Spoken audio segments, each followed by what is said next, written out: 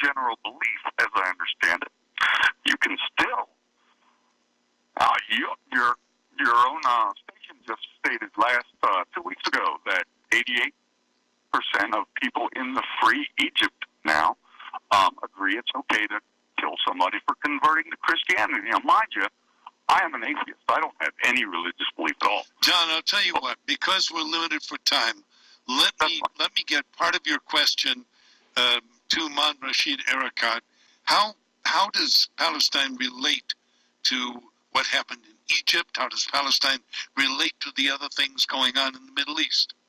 Well, sir, we are a secular society. As I told you earlier, we have very affluent, well-educated Christian community which lived with the majority Muslim community in Palestine forever. Before 1948, Palestinians lived with Jews in Palestine, and we never had any differences. We don't have any differences with any group of people because of their ethnic or religious backgrounds. We are very secular, very open-minded, very tolerant people. We reject fundamentalism. We reject violence. We don't believe in violence. That's why the Palestinian leadership, the PLO leadership, has stated clearly that our path to achieving peace is through peaceful means, and we are not going to resort to violence. There has been violence from both sides. Violence continues today by the Israelis in the Gaza Strips. Palestinians are losing their lives on a daily basis. Unfortunately, Israelis lost their lives as well. So the objective of the Palestinian leadership is to try to end this conflict in a peaceful manner that will provide dignified, independent life for both people. Man, how important are the tenets of Islam, the tenets of the Quran, to Palestinians? Well, the Quran, Islam is a divine religion. Islam is a very tolerant religion. Some people try to use Islam. They don't portray Muslims in the most positive manner, and we reject the mainstream Muslims.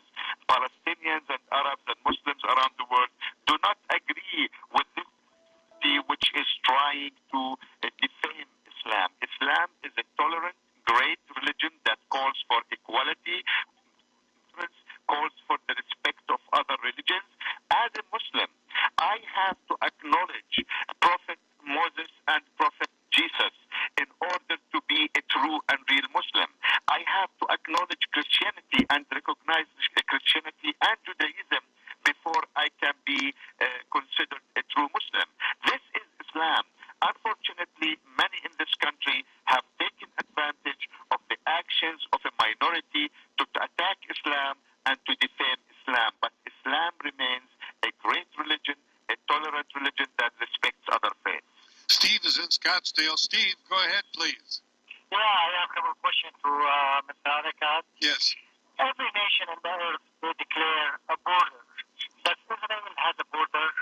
And the second question, every nation, they have the right to defend themselves. How is Palestinian? How they can defend themselves? Do they have a military? Do they have a plane? Do they have a... How to defend themselves? Well, thank you for that question. No, Israel, unfortunately, until today, did not draw its international borders. Nobody knows what Israel's international borders are.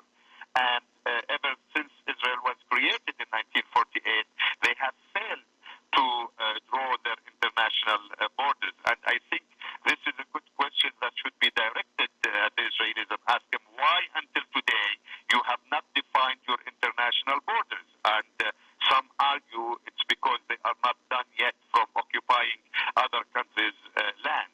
The other question, the Palestinians don't have a power to match that of Israel military power. And we resort to peaceful resistance right now and the support of the international community to defend our rights and our quest for freedom and independence. With us, Man Rashid Areikat, who is the PLO representative to Washington. Man, let me ask you about Hamas. The political power in Palestine is Hamas. Is that correct? Well, it's not the only political power. It's one of the political powers in Palestine. Hamas grew out of the Muslim Brotherhood, and Hamas has refused to recognize Israel as a state. is there any question about why Israel is doing what it's doing when you have Hamas and the Palestinians saying things like, we will drive them into the sea? Well, Jay, I don't think any Palestinian is using that slogan anymore. I think that's an old slogan, driving the Jews into the sea. The Palestinians have recognized in 1988 Israel's right to exist. We are saying clearly that we want to establish a Palestinian state that can live side by side with Israel in peace and security. Hamas is a political movement that until now did not recognize Israel. But at the same time, you have other factions and forces within the Israeli society and even within the Israeli current coalition, the government. Parties which are calling to the transfer of Palestinians from their homeland to other countries, and they are refusing until today to acknowledge that the Palestinians have the right to establish their own independent Palestinian state. You cannot get everybody to agree on the same issues, but the majority of the Palestinians, the mainstream Palestinians, are in favor for putting an end to this conflict in a peaceful manner, in a way that will lead to an end to the Israeli military occupation and the establishment of a Palestinian state. Lines are full. A lot of people waiting. One more question. How will the Palestinians support themselves? Are they prepared to manufacture? Are they prepared to farm? What can Palestinians do once they are a state? What do they do to support themselves? Well, the Palestinian people are one of the most educated peoples, not only in the Middle East, but also in the world. And we are living in a piece of land that is holy. It's called the Holy Land. Tourism will be a great source of income for future Palestinian economy. Agriculture is another source of income. Financial services, light industries. We are a very educated people. We have a lot of potential. Once there is peace in that part of the world, we will be building our own capacities, and we will be working with all countries in the region, including with Israel, in order to improve our living conditions and our economy. Areikat is our guest, and you have waited patiently. John in Phoenix, News Talk 92.3 KTAR. Please go ahead. Mr. Rashid, it's a pleasure to talk to you. I wanted to offer a suggestion.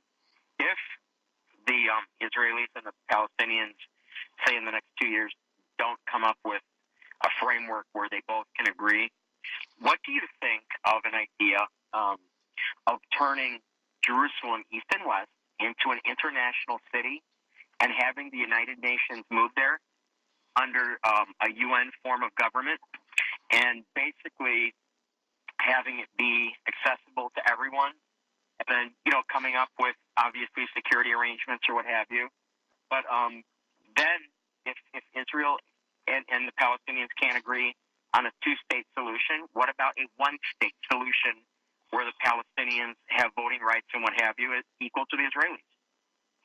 Well, I think our strategic option is still a two-state solution, because we very much believe that the two peoples have to be separated in order to maintain their own national identities, and the future can hold more cooperation and coordination between two independent states. As for putting Jerusalem under international supervision, Jerusalem is one of the major issues that need to be resolved. You have settlements, you have borders, you have security, you have refugees, and you have water. And the Palestinians have been working with the U.S. administration on a variety of ideas, creative ideas, to reach an agreement in order to resolve all these outstanding issues. We will continue to work with the U.S. and the international community to reach such an agreement, hopefully, in the near future. Carl's in Mesa.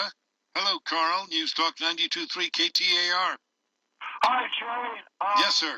Concerning your just a few moments ago before your break, you were talking about, or your guest was making reference to the fact that Israel has not established its international borders. That nothing could be further from the truth. The borders of Israel were set, and they are memorialized forever in God's word, the God of Abraham, Isaac, and Jacob. boundaries, and those boundaries can be found on any map that has anything to do with the history of Israel or in any publication that relates to the historical aspects of that entire area. The most authoritative one, of course, is the Holy Bible, God's Word. That's where the borders of Israel are established. Carl, let Man deal with this. Man. Well, this is again, taking the whole debate to the Holy Book, to the Bible, when we were told once that this is the promised land, the land that God gave to the Jews and denied the Palestinians, the Christians, and the Muslims any right in the Holy Land of Palestine. I don't think it is useful to go back to these old debates. We are practical, we are pragmatic. There are Palestinians living on that land, there are Israelis who are living on that land. The only